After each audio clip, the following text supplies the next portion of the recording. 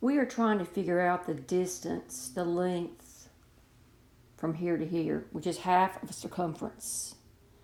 Now, since they tell us that this triangle is inscribed in the semicircle, this is the diameter, and that forces, whenever you have a triangle inscribed in a semicircle, this is a right angle. So we can use the Pythagorean theorem. Side squared plus side squared equals hypotenuse squared. So that's going to be 64 plus 36 equal x squared. So that's 100 equals x squared. Take the square root of both sides. So 10 equals x. So the circumference, which would be a circle, all the way around a circle. Of course, we only have half of one. But the circumference is 2 pi r.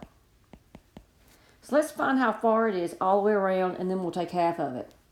So the circumference is 2 pi times the radius, and we found this side to be 10, so half of that would be 5. So the circumference is 10 pi. But that's all the way around, and we just want to go from A all the way over to C, so let's take half of that. So your answer is 5 pi.